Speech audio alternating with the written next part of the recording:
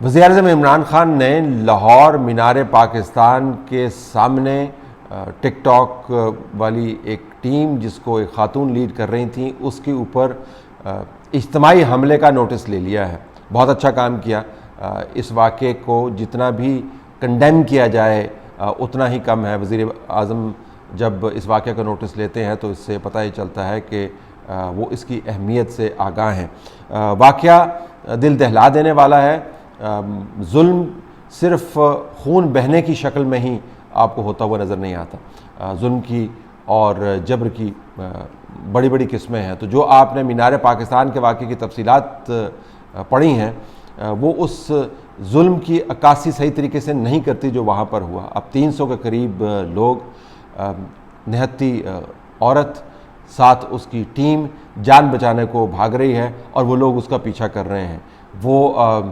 جنگلے کے پیچھے جاتی ہے تو لوگ جنگلہ ٹاپ ٹاپ کر اس کا تعاقب کرتے ہیں، اور یہ کوئی ڈکیت نہیں ہے، یہ کوئی دشمن کی فوج نہیں ہے جس کے پیچھے یہ لوگ بھاگ رہے ہیں۔ یہ ایسے لوگ ہیں جو مساجد میں جا کر نمازیں بھی پڑھتے ہوں گے، جو اب گھر بار والے ہوں گے، جو تسبیحیں بھی کرتے ہوں گے، جو اسکولوں اور یونیورسٹیوں کے اندر جا کر اعلیٰ تعلیم بھی حاصل کرتے ہوں گے۔ یہ ویسے لوگ ہیں 300 کے قریب جن لوگوں نے اس خاتون کا تعاقب کیا اور اس کو پھر پکڑ کر چھینا جھپٹی کی، اس کے کپڑے پھاڑے، اس کو ایف آئی آر کے اندر جو تفصیلات دی گئی ہیں اس کے مطابق اس کو بدترین جسمانی تشدد کا نشانہ بنایا اور اس کو ایک کھیل میں تبدیل کر دیا۔ یہ پاکستان کے شہری ہیں، یہ بڑی بڑی باتیں کرتے ہوں گے اپنے گھروں میں بیٹھ کے۔ اگر ان میں سے ایک شخص بھی یہ پیغام اور یہ ایس ٹی ایچ دیکھ رہا ہے تو میرے خیال میں اس کو چلو بھر پانی میں ڈوب مرنا چاہیے کہ اس کی جو حرکت ہے، اگر اس نے یہ ساتھ بھی دیا ہے ان لوگوں کے ساتھ بھاگ کر بھی، تو پھر بھی اس کو چلو بھر پانی میں ڈوب مرنا چاہیے۔ اب یہ وزیر اعظم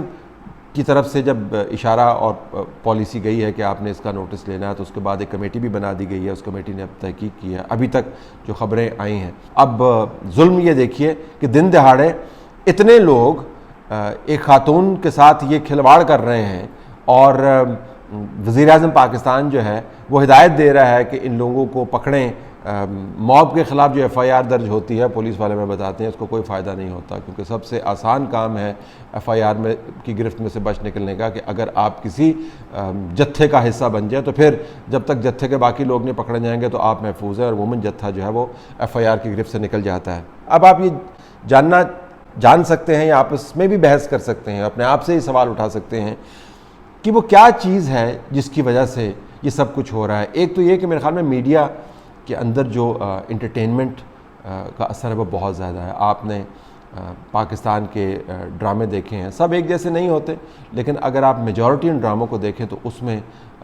خواتین کو آبجیکٹیفائی کیا جاتا ہے، یعنی ان کو ایک خاص فریم ورک کے اندر ڈالا جاتا ہے، یا ان کو بالکل مادر پدر آزاد ایسے دکھایا جاتا ہے کہ اگر ان کے ساتھ زندگی کوئی حادثہ بناتی ہے تو روایتی نقطہ نظر رکھنے والے لوگ جو ہیں ان کی قسمت کو ان کے اپنے اعمال کا نتیجہ قرار دیتا ہے، یا ان کو اتنا بیچارہ دکھایا جاتا ہے کہ ان کے اوپر ظلم ہوتے ہیں اور وہ ظلم سہتی رہتی ہیں۔ خواتین کو یا تھپڑ کھاتے ہوئے دکھایا جاتا ہے، یا گھر سے بھاگتے ہوئے دکھایا جاتا ہے، یا پھر ان کو ایوارڈز کی سیرمنیز کے اندر چمکیلے لباس بنا کر کھڑا کر دیا جاتا ہے۔ تو یا تو وہ ماڈل ہیں، یا وہ بیچاری ہیں، یا وہ نظام کے ہتھے سے اکھڑی ہوئی ہیں۔ یہ 3 سبجیکٹ ہیں جو پاکستان کے میڈیا کے اوپر آپ کو نظر آتے ہیں، اور بڑے بڑے گھرانے جو ہیں وہ خواتین کا استحصال ان زاویوں سے کرتے ہیں۔ تو ایک معاشرے کے اندر ہوا پھیلا دی گئی ہے کہ خاتون کے ساتھ کچھ انہونا اگر بنتا ہے تو پھر اس میں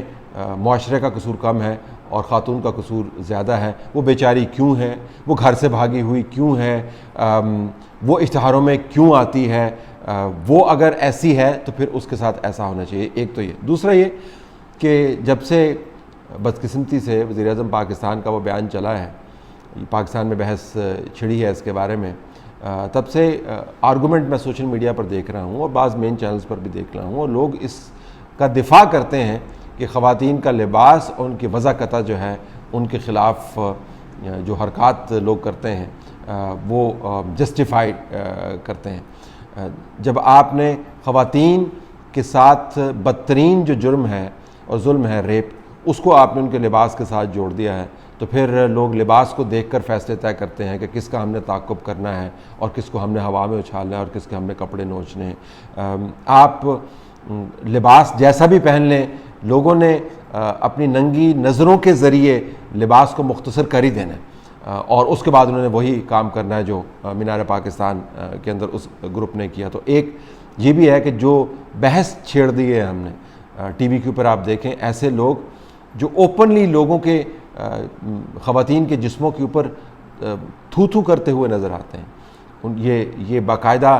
جملے بولتے ہیں اور نفرت کا اظہار کرتے ہیں اور بتاتے ہیں کہ کیسے ایسی خواتین کے ساتھ یہی ہونا چاہیے۔ وہ ٹی وی پر بیٹھ کر اسکرین ٹائم لیتے ہیں اور بحث کو آگے چلاتے ہیں۔ تو یہ وہی آرگومنٹ ہے کہ اگر ریپ ہوا تو اس کے اندر خاتون کی ہی غلطی ہوگی، اور اس کے اگر وہ ایسا نہ کرتی تو اس کے ساتھ یہ نہ ہوتا، موٹر وے پہ نہ جاتی تو اس کا ریپ نہ ہوتا، گھر سے باہر نہ نکلتی تو اس کا ریپ نہ ہوتا، پردہ کیا ہوتا تو اس کا ریپ نہ ہوتا۔ یہ وہی آرگومنٹ ہے کہ مینار پاکستان ٹک ٹاک نہ بنانے گئی ہوتی تو اس کو ہوا میں نہ اچھالا جا رہا ہوتا۔ یہ وہی آرگومنٹ ہے، ایک مینٹیلٹی ہم نے بنا دی ہے۔ اور تیسری بات یہ کہ ہم نے اتنی باتیں کی ہیں خواتین کے حقوق کے بارے میں اور ان کو تحفظ فراہم کرنے کا کوئی اہتمام ہم نے نہیں کیا ہے۔ خواتین کے حقوق سے مراد صرف یہی نہیں ہے کہ آپ نے ان کو کابینہ کے اندر ایک آرنامنٹل جگہ دے دی ہے جہاں پر وہ نظر آئیں صرف، اور ان کی طاقت جو ہے بہرحال اتنی ہی ہو جتنی کہ عام کمزور خواتین کی ہوتی ہے۔ تو آپ نے امپاورمنٹ کی باتیں بہت کی ہیں لیکن تحفظ کا انتظام نہیں کیا ہے۔ لیکن یہ تمام ملبہ آپ صرف حکومتوں پر نہیں ڈال سکتے، بیانات پر نہیں ڈال سکتے۔ معاشرے کے اندر جو گراوٹ ہے، اخلاقی گراوٹ ہے، جو تہذیب کا فقدان ہے، جو گالم گلوچ اور وائلنس ہم نے اپنے ہر طرف پھیلتے ہوئے دیکھا ہے، اس کے بھی نتائج نکلتے ہیں۔ اب سب کا خیال ہے کہ وہ کچھ بھی کر سکتے ہیں اور ان کے خلاف کچھ نہیں ہوگا۔ وہ دوسروں کی ماؤں بہنوں کو گالیاں نکال سکتے ہیں۔ ہماری تو تمام گالیاں بھی خواتین سے متعلق ہیں۔ جب ہم نے مردوں نے غصے کا اظہار کرنا ہوتا ہے تو وہ بھی خواتین سے متعلق گالیاں نکال کر غصے کا اظہار کرتے ہیں۔ اپنے بارے میں وہ گالیاں نہیں بناتے اور نہ ہی ایک دوسرے کو گالیاں نکالتے ہیں، وہ ایک دوسرے کی خواتین کو ذلیل کر کے اپنا غصہ نکالتے ہیں۔ تو جب آپ نے پولیٹیکل پوڈیم سے، سوشل پوڈیم سے گالم گلوچ کا اور وائلنس کا، وربل وائلنس جو ہے اس کا ایک کلچر بنا دیا ہے، تو پھر اس کا نتیجہ یہی نکلتا ہے کہ مینار پاکستان، وہ جگہ جہاں پر پاکستان کی قرارداد پیش ہوئی، ایک موب ایک خاتون کا تعاقب کرتا ہے اور اس کو ہوا میں اچھالتا ہے اور اس کے کپڑے پھاڑتا ہے اور اس کے بعد ہنسی خوشی کھیل تماشا کر کے واپس چلا جاتا ہے۔ اور ہم یہ بات کرتے ہیں کہ پاکستان اتنی ترقی کر گیا ہے کہ بالکل ریاست مدینہ بننے کے قریب ہے۔ میرے خیال میں اس قسم کے واقعات کے پیش نظر اور جو حالات ہیں اس کے پیش نظر ریاست مدینہ کا جو حوالہ ہے اس کو تو استعمال کرنے پر آئینی اور قانونی پابندی لاگو کر دینی چاہیے۔ امید کرتے ہیں کہ اس واقعے میں ملوث چند لوگ پکڑے جائیں گے،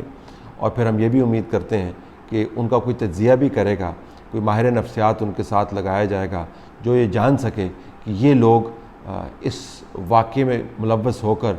ہنسی خوشی شرکت کیوں کر رہے تھے اور ہنسی خوشی یہ کام کرتے ہوئے گھروں میں واپس جا کر عام لوگوں کی طرح زندگی کیسے گزار رہے ہیں۔